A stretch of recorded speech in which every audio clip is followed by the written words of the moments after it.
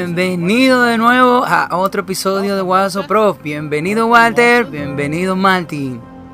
Tenemos el privilegio de tener un patrocinador. Tenemos que especificar aquí que nos consiguieron nuevas sillas. Nos han suministrado nuevas sillas, lo cual no es una tarea fácil en las áreas donde nosotros vivimos. Bueno, solo por información, nos tomó 1200 y algo de kilómetros para conseguir finalmente estas dos sillas. No fue fácil. Y solo para algunas información de estas sillas, son realmente cómodas. Sí, porque podemos hasta dormir aquí. Bueno, es increíble que tus pies realmente toquen el suelo ahora. Y tus brazos no están alrededor de tus oídos. No sé qué vamos a hacer ahora. Así es, muchas gracias y espero que disfruten de esto tanto como nosotros. Sí, muchas gracias, eso es muy amable. Así que tenemos algunas cosas importantes para empezar. Hablamos con una palabra de oración. Nuestro Padre Celestial, muchas gracias por todo lo que haces por nosotros. Señor, te necesitamos en estas discusiones y te pedimos que bendiga con la iluminación y el discernimiento del Espíritu Santo a todos. En el nombre de Jesús, amén. Martin, el engaño es el nombre del juego. Ahora, el engaño puede verse como algo real. Y estamos viendo tantas cosas sucediendo en el mundo y muchos argumentos que siempre se presentan a favor de los hechos a medida que toman lugar, o al menos las cuestiones morales. Parecen muy convincentes para algunos, pero se basan en criterios que no son bíblicos. Aquí hay que tomar una decisión muy seria, y el problema es que los medios de comunicación te siguen bombardeando con esto, con esta mentalidad unidireccional. No es de extrañar que la Biblia diga que el mundo entero se irá detrás de la bestia y que recibirá la misma mentalidad. Si siguen presionando esa agenda y dicen algo lo suficientemente largo, eventualmente la gente piensa, bien, esto es lo correcto. Sí, y es importante preguntarse si esto es cierto, sí. Y no se puede tomar todo esto porque dicen que todo se irá detrás de la bestia. Absolutamente. Bueno, comprendiendo al Papa Francisco, así estamos llamando esta sesión. Y habrá más de una de estas discusiones porque no puede desenredarlo en uno solo, es imposible. Pero haremos lo mejor que podamos, dada la circunstancia. Comprendiendo al Papa Francisco y la agenda jesuita. ¿Por qué es importante entender al Papa Francisco? ¿Por qué, Martín? Incluso en los círculos católicos romanos hay muchos que no entienden bien. Ellos piensan que este es un completo liberal, que está trayendo una agenda liberal, que le está cambiando el rostro de la Iglesia Católica Romana. Y se quejan amargamente. ¿Y tú sabes lo interesante? Que el mundo protestante, si mira estos conservadores católicos y dicen, sí, el papado está cambiando. Incluso ellos se están quejando. Así que, bueno, está bien. Tal vez se vaya a ser tan liberal que incluso los protestantes se ponen un poco inestables y se pregunten qué está pasando. Pero el hecho es que están cambiando la dirección en general y parece que todo el mundo debería decir que sí. Y luego también el mundo protestante que ve este cambio y ahora pueden ir al concilio ecuménico. Absolutamente. Porque sabes que el papado en la Edad Media, ese papado del concilio de Trento, se ha ido. Ellos piensan, sí, eso es lo que ellos creen. Pero es ahí donde está el gran engaño. Así que para que quede absolutamente claro, vamos a hablar de este tema. Si tú entiendes los problemas detrás de la agenda y empiezas a entender de dónde viene el Papa, entonces verás que nada ha cambiado. Y está cayendo todo en su lugar. Sí, este es el camaleón en su mejor momento. Se está escondiendo en el follaje y se está pegando en el fondo para que tú no lo veas. Eso es lo que él es. Así que veamos este tema, entendiendo al Papa Francisco. Aquí hay un artículo de Reuters en mayo 25. Papa lanza iniciativa verde denunciando a depredadores del planeta. Ahora, se cree que este es un tema relativamente moderno, que la gente puede pensar, pero no. Este es un problema que ha venido durante mucho tiempo y tenemos que ir a la raíz para ver que ahora estamos en la punta del iceberg. El Papa Francisco lanzó una iniciativa el martes para hacer que las instituciones católicas, desde familias hasta universidades y empresas, sean ambientalmente sostenibles en 7 años. Y dijo que debe terminar una actitud depredadora hacia el planeta. Por lo que ha dado el periodo de 7 años. Tal vez él sepa algo.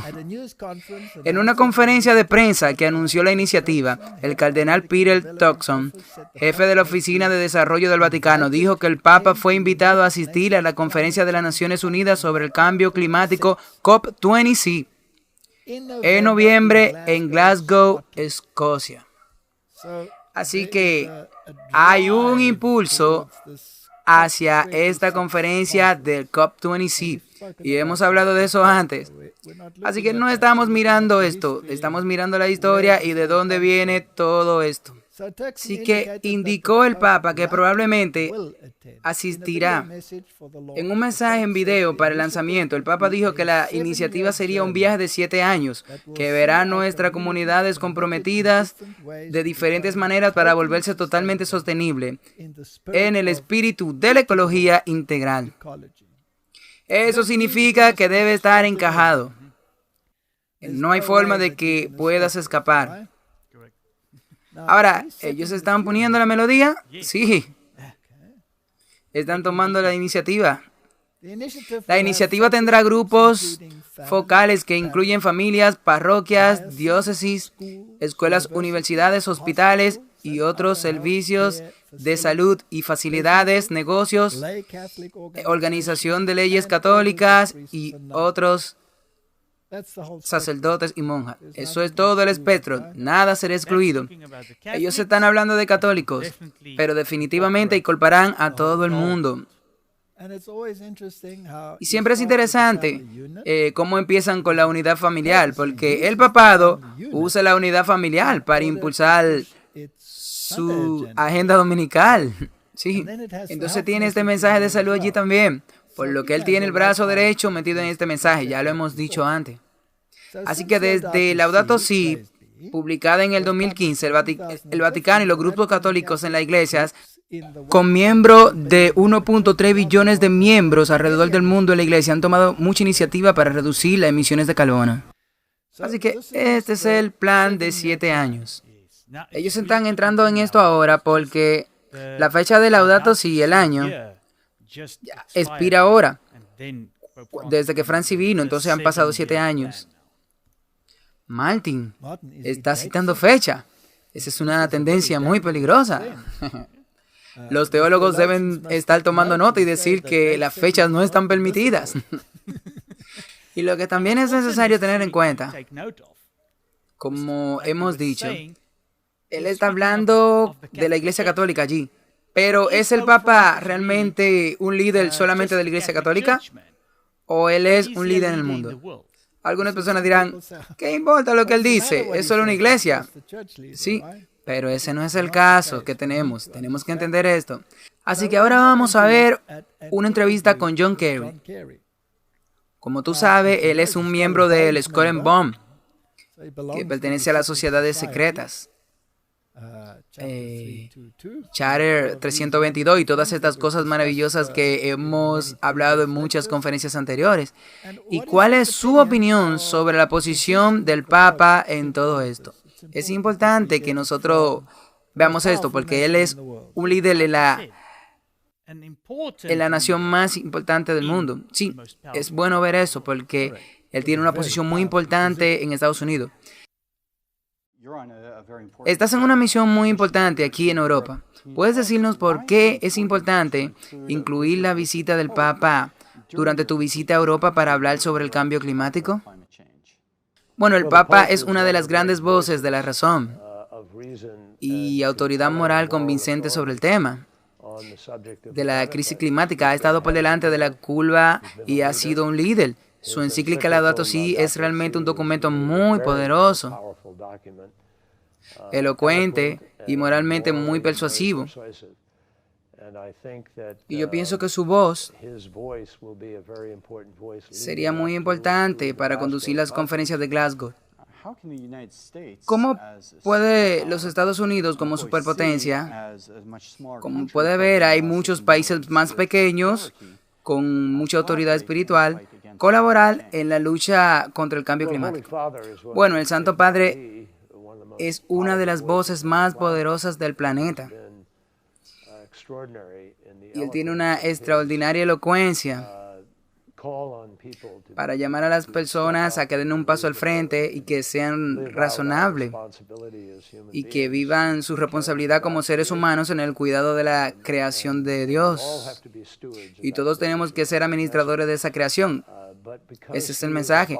Pero esto está por encima de la política y de todas esas cosas. Y tú puedes ver el día a día, el conflicto nacional, etcétera. Creo que él puede, como tú sabes, sacudir un poco a la gente y llevarla a la mesa con un mejor sentido de nuestra obligación común. Y creo que el Santo Padre habla con especial autoridad a nuestro sentido y nuestras obligaciones mutuas y la forma en que tenemos que dar un paso adelante juntos. Ahora, dadas las divisiones que hay en el mundo, de la polarización y la ideología y el conflicto, esa voz es más importante que nunca. Ahora, Martin, es una entrevista asombrosa, ¿no lo es? Definitivamente. Y mira la foto que está ahí atrás, mostrando a todos esos papas. Y lo interesante de esos papas, bueno, ahí está el Papa del Vaticano II, principalmente, sí, claro. Y él se eleva por encima de todos ellos, sí. Y la otra cosa es que él es una de las voces más prominentes, si no la más prominente del mundo, la voz más prominente del mundo. Y él va a ser la voz moral de la razón.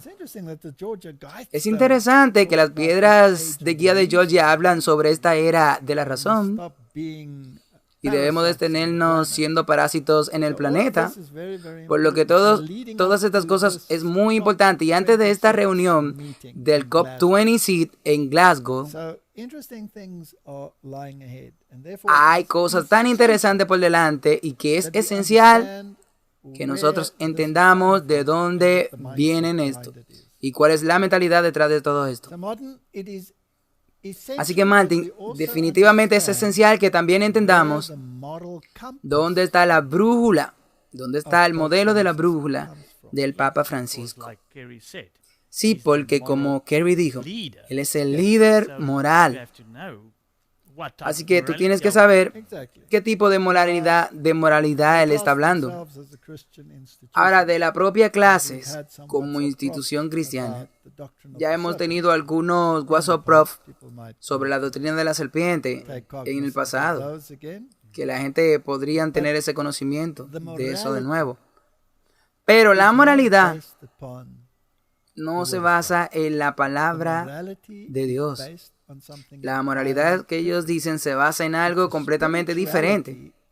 Es una espiritualidad que no tiene ninguna conexión con la Biblia. Y necesitamos poner esto bastante claro. Así que tenemos que adentrarnos a los jesuitas y ver dónde viene la moralidad y por qué es una moralidad tan peligrosa. Es importante entender de dónde el Papa Francisco viene, sí. Ahora, esto viene del canal de YouTube del canal americano de los jesuitas. Y la imagen del frente es sobre el nuevo libro del Father Sousa. Él es, por supuesto, el jefe de la orden jesuita. Y él dice, caminen con Ignacio. En otras palabras, todo este asunto es la espiritualidad de Ignacio, el fundador de la orden jesuita. Y por supuesto, todos los jesuitas tienen que estar empapados de la espiritualidad de Ignacio Loyola. Así que necesitamos saber de dónde viene eso. Y el Papa Francisco es un jesuita y también está impregnado de espiritualidad de Ignacio. Tenemos que preguntarle a usted, bueno, usted es el general superior de los jesuitas y el Papa Francisco es nuestro primer Papa jesuita que está a cargo. ¿Quién está a cargo entre ustedes dos? ¿Quién le informa a quién? ¿Usted le informa a él o él le informa a usted? Él es el Papa. Entonces, es muy claro. Pero él sigue siendo un jesuita. Sí, cada jesuita informa al Papa. Y tal vez para explicar que cuando un jesuita se convierte en obispo, la obediencia ya no es más para sus superiores de la sociedad. No, el obispo ahora depende del Papa y los papas también dependen de sí mismo, del Espíritu. Sí, porque como tal vez recuerde, Ignacio Loyola solía llamar al Papa el faro de Cristo en la tierra. Así que él es el Papa. Así que soy responsable de él. Así que, qué interesante esto. Esta discusión, veremos más de esta discusión porque estas declaraciones son muy, muy pertinentes las que se están haciendo. Así que, número uno, es importante en esta sesión en que el Papa depende de sí mismo. Él es la máxima voz, el que decide. Más adelante en la entrevista, él afirma que él es la cabeza de la orden de los jesuitas, que es el cuello.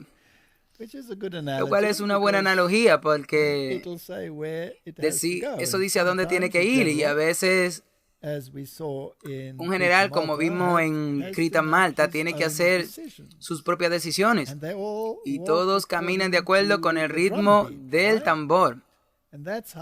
Y es así como organizan el mundo.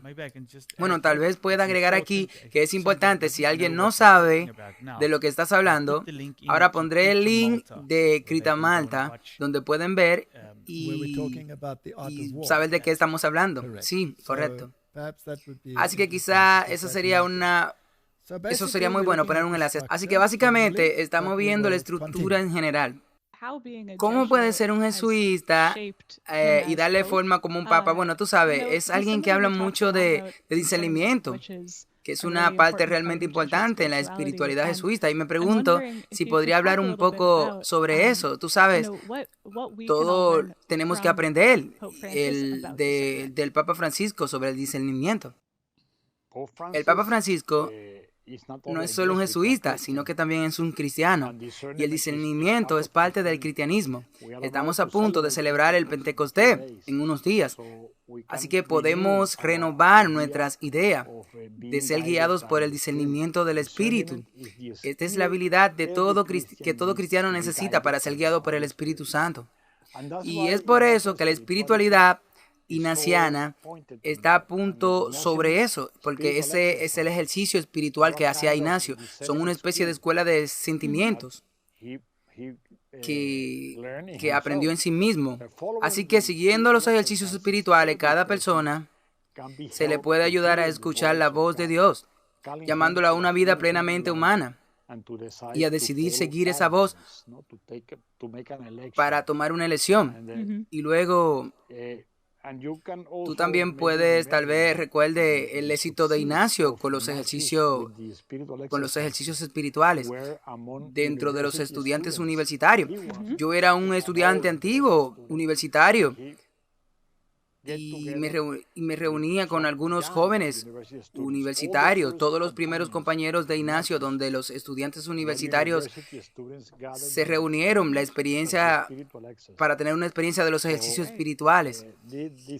Esta escuela de discernimiento ha sido muy fructífera para nosotros en toda la etapa de nuestra vida y el apostolado. Ok, así que todos los jesuitas hacen ese ejercicio espiritual, pero una cosa que siempre me ha llamado la atención sobre la sociedad, las diversas direcciones que toman todos los jesuitas a partir de ahí, de salir de la escuela. Así que tú tienes profesores, actores, doctores, todo lo que uno puede imaginar. Y tú sabes, eso es claramente el carisma jesuita y la fuerza de la orden. Pero ¿cómo la persona que está encima de eso, que está en el cuello, cómo maneja bien toda esa fuerza laboral tan diversa? Cuando se toca el violín todos los días y descubre algo nuevo, bueno, lo empezamos a hacer. Ok. Muy importante. El discernimiento viene a través de los ejercicios espirituales. Y los ejercicios espirituales de la Yola son el medio por el cual usted puede conectarse con el Espíritu Santo para estar informado y recibir discernimiento. No de la palabra de Dios, sino por ejercicios espirituales. Lo que es muy importante. Y otro tema que mencionó fue vivir una vida verdaderamente humana. Ahora, en el pensamiento jesuita y la teología jesuita, hay un libro escrito por otro jesuita que se llama sin otro nombre, con un signo de interrogación. Entonces, puede tener cualquier otro nombre que no sea Jesucristo y luego la respuesta, por supuesto, la da en ese libro y dicen, por supuesto, tú puedes ser salvo por cualquier sistema religioso. Jesucristo no es la única manera. Así que eso es muy importante. Y Él define que para ser salvo debe vivir una vida verdaderamente humana. Eso es muy interesante. Porque para ser salvo, para una persona que cree en la Biblia, es tener este conocimiento de que Jesucristo ha pagado el precio por ti, que por su expiación, por su sangre, tú por fe puedes ser parte del reino de Dios. No con ellos. No según ellos. De que dicen que debemos vivir una vida humana. En otras palabras, todo el mundo tiene que llegar a un nivel donde todos viven felices en la tierra. Ese es el reino de la en una tierra. Yo no estoy buscando un reino en la tierra. Puede quedártelo. Y esto se vincula con todo este mundo del plan económico, del Foro Económico Mundial, donde dice que nadie tendrá nada y será feliz. Sí. O sea, todos tendremos el mismo ingreso básico. Sí. Así que es muy interesante por lo que la espiritualidad que necesitamos entender de dónde viene. Porque la gente piensa que esta espiritualidad, este discernimiento, es una supuesta institución cristiana que proviene de la palabra de Dios. Y no lo es. Sí, es muy importante porque muchas de estas cosas suenan muy bien. Ok, ahora retrocedamos en la historia y echemos un vistazo a esto desde todas estas perspectivas. Las razones por las que los jesuitas son muy importantes, y sé que hemos impulsado esta agenda, pero la gente se olvida. Y lo peor que puede hacer es repetir la historia porque te olvidaste de la historia del pasado. Sí, y no hace falta repetirla. Si pudiéramos ver que algunas personas no la olvidaron. Pero esto es lo que vemos. Y es que la gente se olvida de esto, sí. Y luego se unen a estos concilios ecuménicos. Absolutamente. Así que aquí hay una cita que es muy relevante. No puedo impresionar demasiado en la mente de mis lectores que los jesuitas, por su propia vocación, por la esencia misma de su institución, están obligados a buscar por todos los medios correctos o incorrectos la destrucción del protestantismo. Esta es la condición de su existencia. En consecuencia, nos encontramos con que deben cumplir o dejar de ser jesuitas. En consecuencia, los encontramos en este malvado dilema: o los jesuitas cumplen o no los deberes de su vocación. En primera instancia, deben ser considerados como los mayores enemigos de la fe protestante. En el segundo, como sacerdotes malos e indignos. Y en ambos casos, deben ser igualmente considerados con adversión y desconfianza. Esa es la historia. Viene de la historia de los jesuitas. Su origen, progreso, doctrina y diseño. Vamos a la gran batalla entre el sistema católico, donde los jesuitas fueron creados para encabezar esa batalla por los católicos, y Martín Lutero. El llamamiento de Martín Lutero era someter a la conciencia directamente hacia Dios a través de la palabra. Y el impulso de Loyola era someter la conciencia al papado.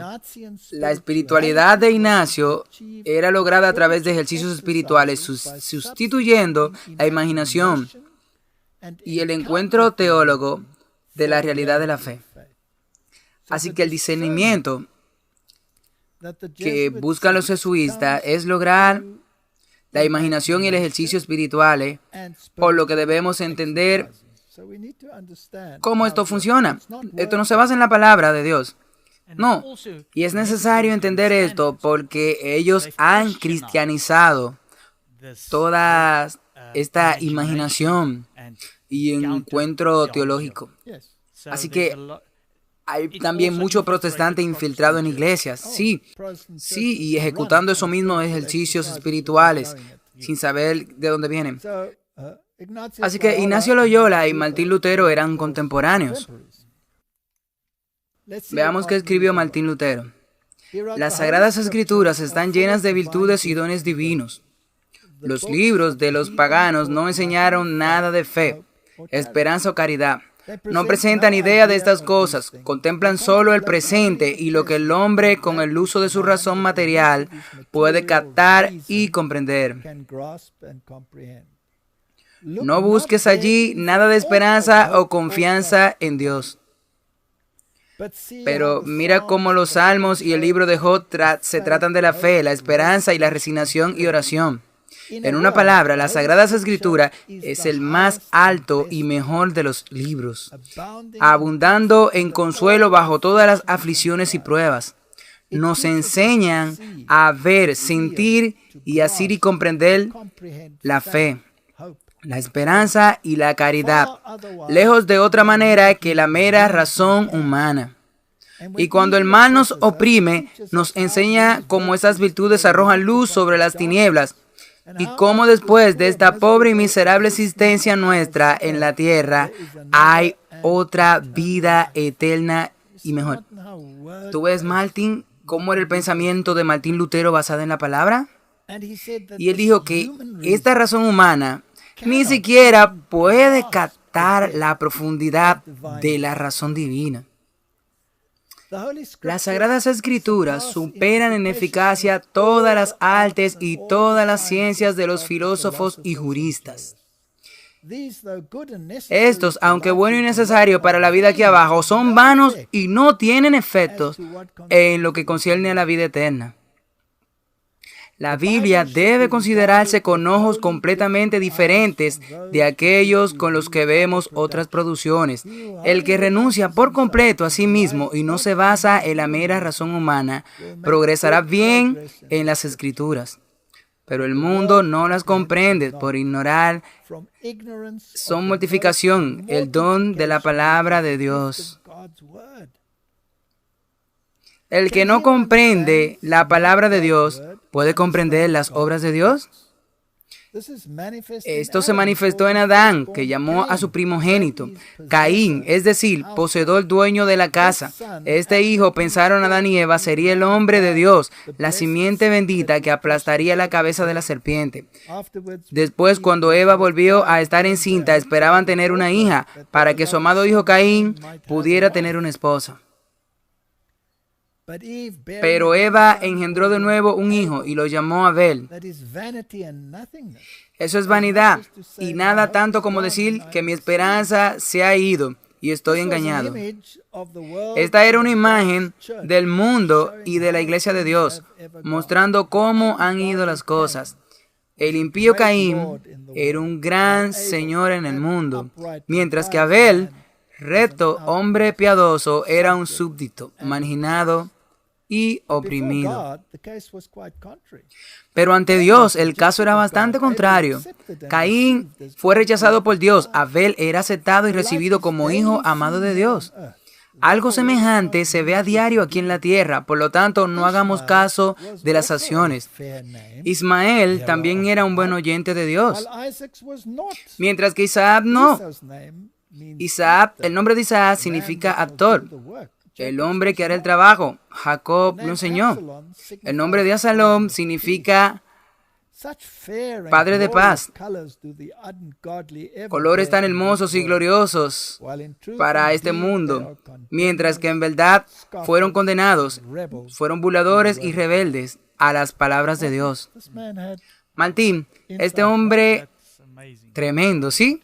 Wow, es asombroso como él expresa todas esas cosas. Sí, es asombroso. Pero por esa palabra, Dios sea alabado. Somos capaces de discernir y saber todas estas cosas. Así que Martín Lutero, el discernimiento para Martín Lutero se aprendió en la escuela de la palabra. Así que tengamos en estima la Biblia y en preciosa estima y leámosla con diligencia.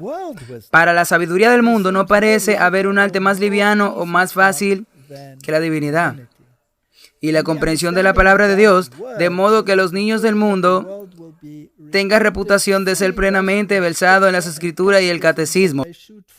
Están lejos de la marca. Daría todos mis dedos, salvo 3 para escribir. ¿Podría encontrar la divinidad tan fácil y liviana como ellos creen? La razón por la que los hombres lo consideran así es que pronto se cansan y piensan que ellos saben lo suficiente. Así que encontramos en el mundo y por tanto debemos dejarlo. Pero en fino, video virus, cujus Tony. Muchas veces he intentado investigar a fondo los 10 mandamientos, pero desde el principio, yo soy el Señor, tu Dios. Me pegué rápidamente a una sola palabra, yo. Puso sorprendido, el que fue una sola palabra de Dios antes que él, y fuera de la palabra no puede hacer un sermón, nunca puede ser un predicador. Estoy muy contento de saber, por poco que sea, de la palabra de Dios, y cuido de no murmurar por mi pequeño conocimiento. Ahora, esa fue una cita larga, sí, pero es hermosa. Tiene tanta profundidad y te dice que tu razón no puede sondear a Dios. Sí, la forma en que dijo que los nombres bíblicos, que eran terrenales, que eran los grandes, sí, hasta el día de hoy. Así que ten cuidado con ese gran nombre. Pero esto tiene que ver con el discernimiento y la espiritualidad. ¿De dónde vienen? ¿Cuál es la fuente? ¿Cuál es la raíz? Vamos al otro lado y ver dónde Ignacio Loyola, de dónde viene la espiritualidad de Ignacio Loyola. Ahora, esta es una excelente fuente en los años de historia de la Reforma del siglo XVI. Y aquí se dice Íñigo, ese era el apodo para Ignacio. En lugar de sentir remordimiento para ser llevado al pie de la cruz, se convenció a sí mismo de que estos reproches no procedían de Dios, sino del diablo. Y resultó que nunca más pensará en sus pecados para borrarlos de su memoria y enterrarlos en el eterno olvido.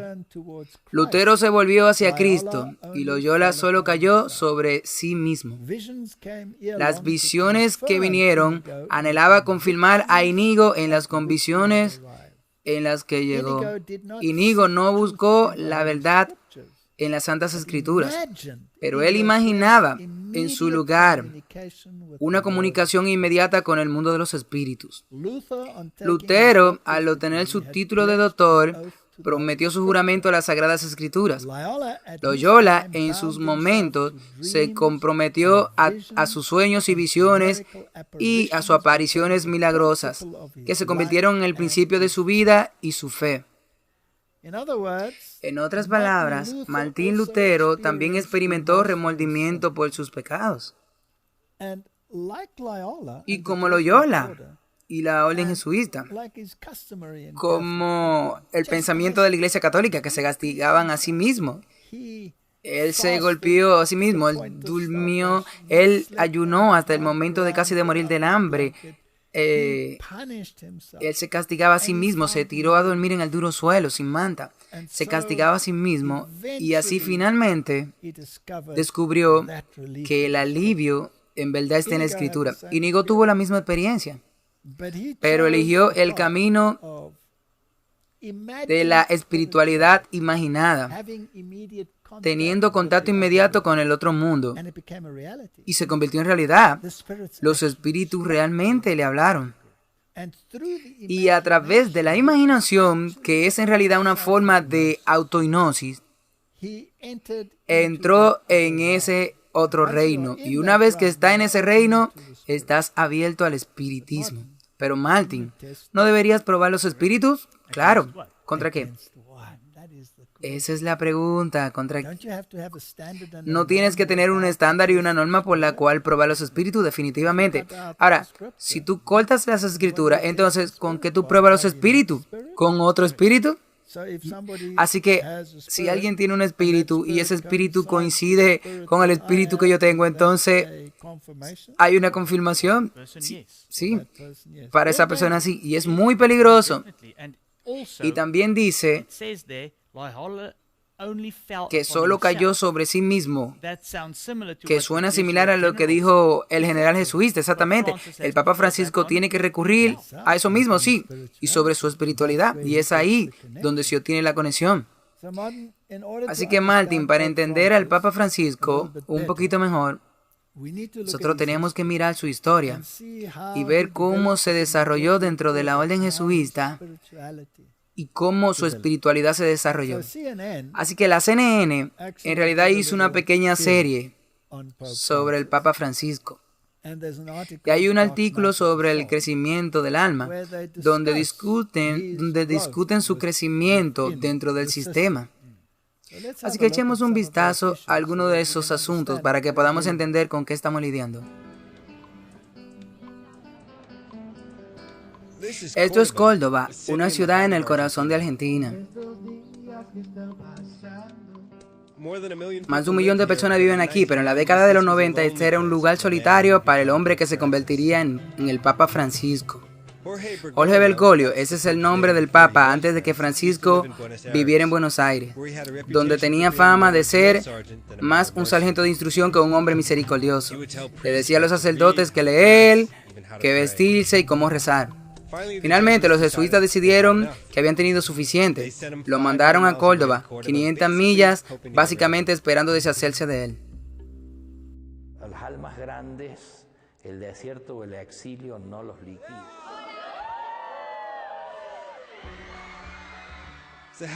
Entonces, ¿cómo este hombre que fue exiliado se convirtió en papa?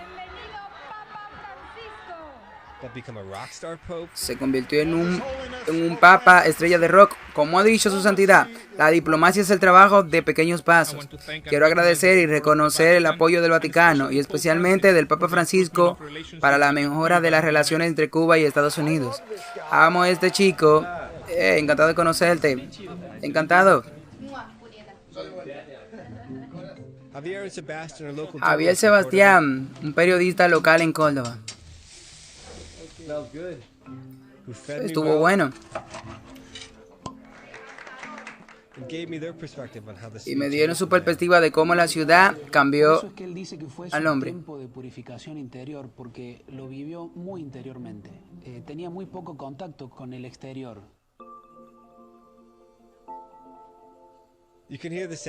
Puedo escuchar la tristeza en las propias palabras del Papa.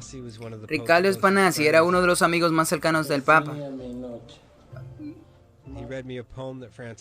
Leía un poema que escribió Francis en una noche oscura con solo las estrellas. no sé dónde poner pie. Noches a la intemperie. Ricardo me dijo que si realmente quería saber qué sucedió en las noches oscuras del Papa, debería hablar con su hijo espiritual, el padre Ángel Rossi. ¿Cuánto tiempo llevas aquí? 18 años. El Papa bebiendo un mate, que ese es un gran mate, se ve feliz. Es hermoso. Sí. Me llevó a la capilla donde el Papa rezaba todas las mañanas. Rossi dijo que el Papa sufrió terriblemente durante su exilio y sus amigos estaban realmente preocupados por su salud mental. De mi padre, él estuvo presente y uno se acercó, no un sacerdote, sino alguien que nos conoce los jesuitas, y dijo, qué lástima este hombre que prometía tanto y ahora está enfermito, mal. Aquí vivió el Papa Francisco de junio de 1990. Wow. El padre Rossi me mostró la habitación real donde vivía Francis. Él oraba y escribía y leía aquí. Muy simple, muy humilde. Al final no sabemos exactamente lo que le sucedió al Papa Francisco durante su exilio en Córdoba. Pero dice que se volvió más misericordioso y más amable. Por lo que parece que todo lo que sucedió aquí claramente tuvo un duradero impacto en el Papa Francisco.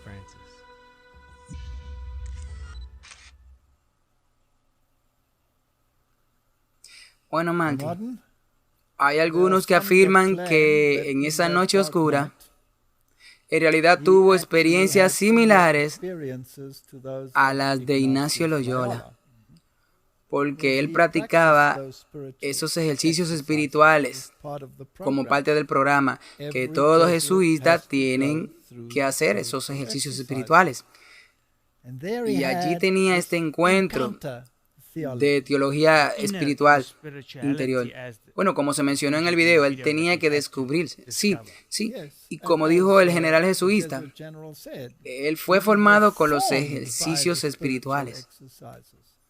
Así que es aquí donde se está contemplando la religión, donde se formó, no en la palabra de Dios. Veamos algunas de las citas con respecto a la espiritualidad y la oscuridad del Papa, de la noche del Papa. Se necesita más de una década para los jesuitas para completar su formación, que incluye teología y estudio filosófico, ministerio práctico y espiritualidad intensa y retiros intensos. La idea es formar una empresa de hombres capaz de ir a cualquier parte y cumplir cualquier misión, todo para la gloria de Dios. De hecho, Ignacio se enfocó en la gloria del Papa. Bergoglio, el Papa Francisco, fue nombrado provincial de los jesuitas argentinos a los 36 años. La Sociedad de Jesús se divide en regiones geográficas llamadas provincias, que son dirigidas por provinciales que sirven en términos de 6 años. Después de servir en puestos de alto poder como provinciales, muchos de los jesuitas son degradados para desalentar el arribismo y la ambición. Un pecado que Ignacio llama la madre de los males. Pero Suinem sucedió a Bergoglio como provincial y hizo su amigo rector del Colegio Máximo. Una decisión que dividió la provincia durante décadas. Aún más problemático para la provincia, sus devotos honraron cada palabra de Bergoglio como escrituras sagradas. Y después de ocupar un alto cargo jesuita durante 15 años, había traído a un séquito considerable, quizás el 40% de la provincia. Finalmente, los jefes de Bergoglio decidieron que había tenido suficiente, lo mandaron a Córdoba a 500 millas de distancia. Y ahora viene la esencia de lo que le sucedió allí, así que dejemos que sea bastante claro de nuevo. Básicamente, él fue exiliado y degradado, ¿sí? Pero eso es parte del entrenamiento, así que no debemos malinterpretar esto. Eso es parte del plan, eso le pasa a todos los jesuitas. Y también solo por interés. Esta noche oscura del alma era en realidad un poema escrito por San Juan de la Cruz. También un católico, pero un místico, absolutamente. Así que tú tienes todo este tipo de matices entrelazados. Y estos matices. Ok. ¿Y qué él hizo en ese periodo de tiempo cuando él estaba ausente? Recurriendo a los ejercicios espirituales, el conjunto de oraciones y contemplaciones que aprendió décadas antes como novicio jesuita, exploró la diferencia entre la autocompasión y el autosacrificio. El reverendo Ángel Rossi, un hombre al que el Papa Francisco se refiere como su hijo espiritual, describe al Papa Francisco de la siguiente forma: es humilde pero confiado, enormemente disciplinado de la regla, es profundamente espiritual pero astuto, un cruce entre un santo del desierto y un político astuto. Es un hombre de poder y acción, que gasta mucho tiempo en oración y contemplación. Es una descripción que muchos jesuitas podrían reconocer en sí mismo. La contradicción es parte de quienes somos. Rossi dijo. Esto es parte del entrenamiento. Así que en esta contemplación, que eso es lo que enseñó Ignacio Loyola en el experimento, ellos encuentran su espiritualidad y su razón y ese discernimiento. Está bien, aquí hay otro jesuita quien explicará este tema, la espiritualidad del Papa Francisco. Como jesuita, el Papa Francisco y yo tenemos mucho en común. Hemos sido formados, por así decirlo, por la misma espiritualidad durante largos años de formación jesuita, así como en los años transcurridos desde entonces. En lo que sigue, reflexionó desde adentro sobre algunas de las características clave de la espiritualidad jesuita, en términos de la información que pueden proporcionar al mundo el primer Papa jesuita. Un pecador fue llamado a ser compañía de la misión de Cristo. Lo central de cada jesuita es la experiencia de los ejercicios espirituales del santo Ignacio de Loyola, quien fundó la sociedad llamada los jesuitas. Cada jesuita hace los ejercicios completos de 30 días al principio y al final de su entrenamiento. También generalmente una versión más corta, esos ejercicios anualmente, para encontrar a Dios en todos y en todas partes. Es interesante, sí, ¿verdad? Sí. Sí. Encontrarlo en todas partes. Eso es panteísmo. En muchos sentidos, es casi como ciertas formas de budismo. Sí, donde eventualmente te fusionas y te conviertes en parte de lo divino. Así que esta es una experiencia muy oculta. Una segunda característica de la espiritualidad jesuita es su énfasis en poder encontrar a Dios en todas las personas, en todos los lugares y en todas las cosas. Eso es panteísmo. Y en un sentido superior, panentismo, lo que permite un lado personal de Dios. Francisco fue un maestro de novicios jesuita, usando el título tradicional en Argentina, cuando era un hombre joven. Así que él fue entrenado. Sí, él estuvo en esos retiros y todas esas cosas. En este papel tenía que poder dar los ejercicios espirituales a aquellos que consideran convertirse en jesuita, lo que significaba que tenía que conocer los ejercicios muy bien. La característica de encontrar a Dios presente en todo y en todas partes también lo hizo abrazar la espiritualidad jesuita, abriendo los brazos a otras tradiciones religiosas y a ninguna. Y es por eso que pueden incorporar ateos, a panteístas o cualquier chamanes del sistema. Cualquier cosa, ellos lo abrazan, están abiertos para recibirlo a todo. Y abierto a una buena voluntad en todo, Francisco es bien conocido por esta apertura. Mi énfasis en cómo funciona la espiritualidad jesuita en Francis nos hace consciente de que mientras es claramente un admirador de Francisco de Asís y un aspirante por él, sin embargo, yo diría, ante todo, que él es un seguidor de San Ignacio Loyola. Y él mismo no tiene duda de eso. Al regresar de Brasil, él dijo lo siguiente en su entrevista con el periodista en el avión que viajaba con él. Así que veámoslo en sus propias palabras. Me siento un jesuita en mi misma espiritualidad, en la espiritualidad de los ejercicios, la espiritualidad que tengo en mi corazón. Me siento tanto así que en 3 días voy a celebrar la fiesta jesuita de Ignacio Loyola. Diré la misa de la mañana. No he cambiado mi espiritualidad. No. Francisco, no. Yo me siento como un jesuita y pienso como un jesuita. Martín, yo creo que eso debería dejarlo muy claro a los oyentes. Que Francisco está impregnado de los ejercicios espirituales de Loyola. Ellas son sus normas, son un estándar, son su guía, son su fuente de discernimiento. Creo que es importante que solo brevemente retrocedamos en la historia y miremos lo que la espiritualidad de los ejercicios realmente implica. Definitivamente eso es lo más importante, porque ya él dijo que él está impregnado de esa espiritualidad y de esos ejercicios. Pero es posible que mucha gente no sepa a qué se implica esto. Y es muy importante saber esto. ¿Por qué? Porque esto no solo va a implicar al Papa Francisco, esto va a concernir a todo el mundo. Porque este discernimiento,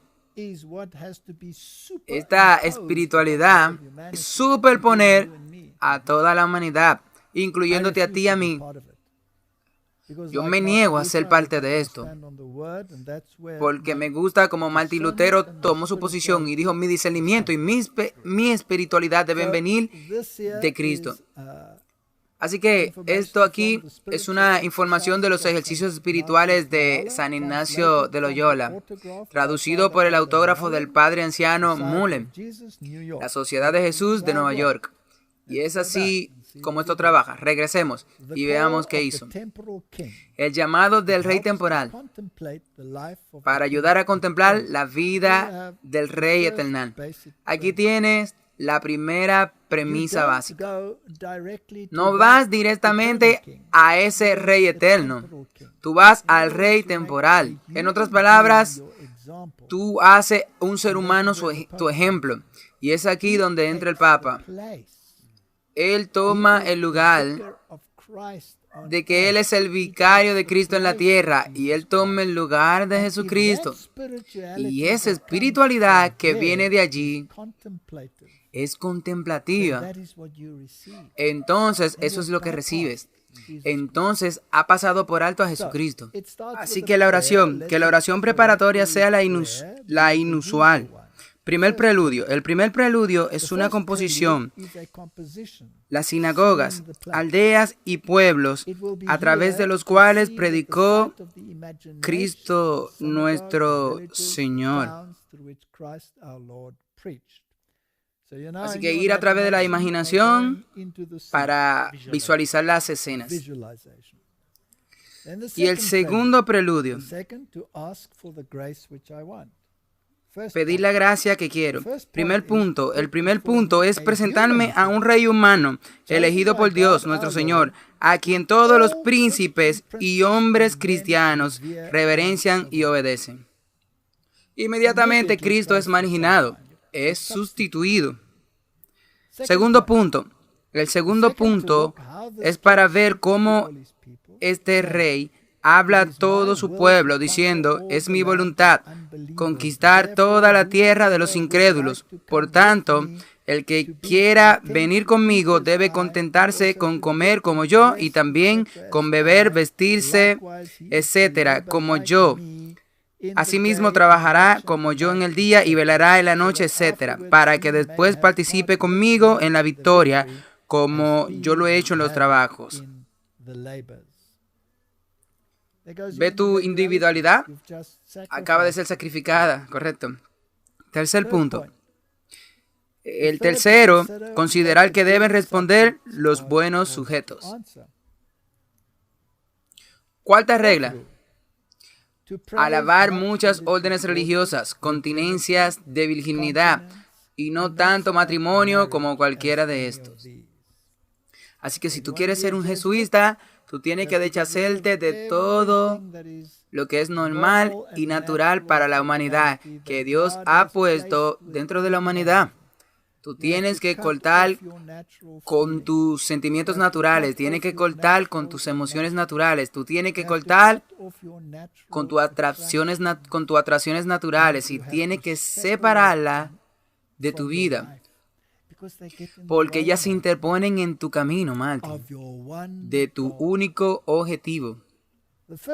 La quinta regla: alabar los votos y religión de obediencia, de pobreza, de castidad y de otras perfecciones de superrogación. En otras palabras, tú tienes que realizar todos estos movimientos y todos estos ayunos y todas estas cosas y todos estos votos, y no la palabra de Dios. Ellos no contemplan la palabra de Dios. Tú tienes que contemplar aquí el sistema. La sexta regla: alabar las reliquias de los santos. Ahora discúlpame, Martin, ¿eso no es de lo que habla el segundo mandamiento? Sí, habla de la idolatría. ¿No es esa una de las razones por la que Roma tuvo que quitar ese mandamiento? Sí, así que para alabar las reliquias de los santos no puede adorar nada que no esté sobre la tierra ni debajo de la tierra, nada que esté muerto. No te dejes contaminar por los muertos, dice la Biblia. Ellos hacen exactamente lo contrario. Incluso en ese artículo de la noche, allí también menciona que en esa capilla donde el Papa Francisco solía rezar, estaba rezando allí y había muchas reliquias jesuitas en la capilla. Así que para alabar las reliquias de los santos, dándoles veneración a ellas, eso es contrario a la palabra de Dios, y rezando a los santos, que no era permitido consultar a los muertos en la Biblia, y alabar estaciones de peregrinaciones, indulgencias, cruzadas, velas encendidas en las iglesias. Martín, ¿tú encuentras eso en alguna parte de las Escrituras? No. Séptima regla: elogiar las contribuciones de las abstinencias, como de las vigilias de los días de ámbar, el viernes y sábado, igualmente la penitencia, no solo interior, sino también exterior. Eso significa que tú tienes que castigarte a ti mismo, golpearte físicamente. ¿Es eso bíblico? No. ¿No fue Cristo tratado como merecemos para que podamos ser tratados como Él se merece? La octava regla: alabar los ornamentos y los edificios de las iglesias. ¿Qué es eso, Martin? Idolatría. Sí, idolatría. Imágenes y venerarlos de acuerdo con lo que representan. Tener el verdadero sentimiento debe haber en la iglesia militantes que deje las siguientes reglas y deben observarse las primeras reglas. La primera regla: todo juicio dejado a un lado. Deberíamos tener nuestra mente dispuesta y obedecer en pronta y total, verdadera obediencia a la esposa de Cristo nuestro Señor, que es nuestra Santa Madre de la Iglesia. Entonces la primera regla es que no te juzgue a ti mismo. ¿Y qué hay acerca de este día? ¿A quién servirá, Martín? ¿Tienes una opción? ¿Tiene una opción aquí? No, ahí no hay una opción. No hay una opción aquí. Décima tercera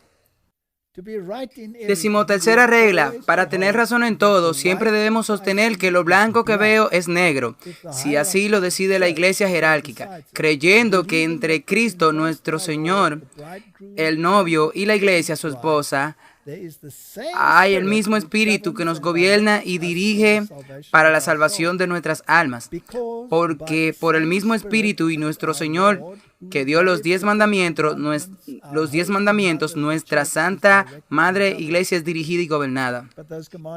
Pero esos mandamientos han sido cambiados en el catecismo, ¿sí? Así que ¿quién le dio eso? Bueno, el enemigo de Dios. Tú tienes razón, Martín, porque el Señor dice que yo no cambio, no mudaré lo que salió de mi boca. Pero estas personas están cambiando los mandamientos, de modo que dicen que el Señor le dio el 10º mandamiento y ellos lo cambiaron, sí. que le permite venerar reliquias e imágenes y todas estas cosas. Ahora, cuando tú internalizas eso en tu imaginación y eventualmente tú llegas al punto en el que físicamente en tu imaginación tú tienes contacto con ese mundo oculto y eres parte del mundo oculto. Sí, porque Satanás se sienta detrás de todo esto. Sí.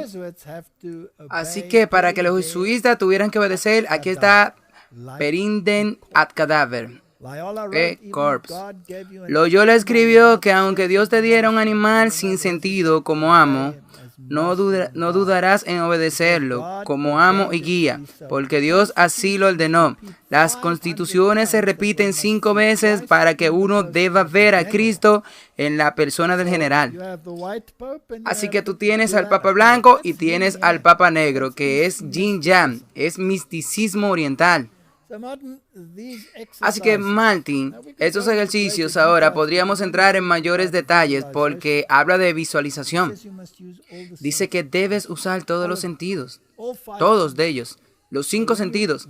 Así que cuando tú visualizas que, digamos, tú estás en presencia de Cristo o en presencia de María, su madre, tú debes verla con una imaginación espiritual. Debes olerla, tú debes tocarla, tú debes escucharla. Así que para que la aparición que tú te imaginas que se haga realidad, porque tú la has incorporado a tus sentidos y luego cuando ella te habla, eso se convierte en la palabra de Dios. Tú debes escuchar. Pero ¿ha probado ese espíritu? ¿Te dices que puede cambiar los mandamientos de Dios? No. Así que este tipo de entrenamiento está vivo y coleando y se ha infiltrado en el mundo entero. En la iglesia protestante, sí, esta etiqueta cristiana, sí. Así que hoy tenemos estos retiros ignacianos en todo el mundo y como hemos visto, tú tienes que hacer esto anual, de una forma u otra. Y los jesuitas se han infiltrado en el protestantismo y trajeron esta espiritualidad inicial de Ignacio a las iglesias sin que ellos lo sepan. Sigue retiros ignacianos y ejercicios espirituales en nuestros días. Un retiro ignaciano de 8 días para sacerdotes, religiosos, diáconos y ministros laicos. Por Thomas Rouse, Sanjis utiliza la contemplación y los temas de los ejercicios espirituales y otras meditaciones para guiar al lector en oración al corazón de un retiro ignaciano. Y básicamente, ¿cómo eso sirve? ¿Servir a qué? Sirve a los intereses de la iglesia. Aquí hay otra reseña jesuita que puede descargar los ejercicios espirituales de este sitio web. Por lo que la primera entrega de la revista jesuita ofrece una introducción a los ejercicios espirituales. Y tú sabes, tú puedes leerlo allí junto con el padre Joseph Tetlow de la Sociedad de Jesús y escribe la filosofía que continúa con el corazón del plan de estudio jesuita, porque por más de que cualquier otra disciplina puede provocar al intelectual la conversión del pensador convencional a la reflexión de principios. ¿Qué fue lo que Martín Lutero dijo en esas citas al principio? ¿Cuál es el valor de esto según Martín? Nada, 0. No hay valor alguno. Podría ser de algún valor en el mundo temporal, sí. Podría ser importante para el mundo y para la forma en que la gente ve las cosas, pero esto no tiene ningún valor. Tiene 0 valor para Dios, exactamente. Igual que esos nombres importantes no significan nada a los ojos de Dios. Aquí hay una cita que viene de Richard McCullough, un jesuita, por supuesto, y profesor. Nuestra propia experiencia en Jordania debe ser la experiencia de Keystone para medir todas las experiencias como experiencia de Dios. Se requiere tal disciplina como un continuo ritmo de la oración, el silencio, ejercicio para nutrir la salud física y emocional y otros ejercicios espirituales como la dirección espiritual, el trabajo con sueños y ayuno y cualquier otra cosa que nos permita desbloquear nuestra imaginación y dejar ir esos apegos paralizantes que nos impiden ser conscientes de la presencia de Dios en nuestras vidas y traer a nuestras vidas y que nos llevan a la deriva de nuestros deseos más profundos. El juicio al que conduce el proceso de discernimiento será tan verdadero para nosotros como la libertad con la que lo hagamos. Martín, no hay ni una onza, ni un nanogramo de espiritualidad bíblica en esa declaración. No. Entonces, ¿de dónde sacas tu discernimiento? ¿De dónde sacas tu información sobre cuál es la voluntad de Dios? De tu ser interior. Y es ahí donde tú estás siendo alimentado por espíritus demoníacos, por así decirlo sin rodeos. Como sabemos, porque los demonios cambiaron la palabra de Dios. Así que Martín, ahora que hemos visto cuál es la base de la espiritualidad ignaciana y lo que alimenta la moralidad del Papa Francisco, que a su vez alimenta la moralidad del mundo, que a su vez se incorpora en las legislaciones, tú como persona, como creyente en la Biblia, ¿quieres ser parte de esa espiritualidad? No. ¿Te gustaría decir como Martín Lutero que es hora de decidir? Claro que sí, definitivamente. Y es importante porque esto que tú has mencionado antes se han infiltrado en las iglesias. Todos estos retiros que tienen las iglesias están basados en Ignacio de Loyola y su espiritualidad. Cuando tú miras las estructuras, tienen incluso el curso. Todos ellos están impregnados de espiritualidad ignaciana. Y cuando comienzan los rituales de velas y las contemplaciones y todas estas cosas, ellos traen el miticismo oriental. Sí, porque ahora tú tienes el yoga cristiano, sí. Y todo esto enlaza con todo esto, esa falsa espiritualidad, sí, y la gente está siendo absorbida por ella. Y tendrá que haber una división muy clara entre lo que tú encuentras en esta información, que es la palabra de Dios preciosa, y aquellos que no la conocen, Martín. Y tú sabes, Martín, antes de que termine, bueno, déjame ir un poquito aquí, si no te importa. Claro, nunca me importa ir a la Biblia. Vayamos al primer salmo de la Biblia. Aquí hay una razón por la que ese salmo es el primer salmo, por cierto.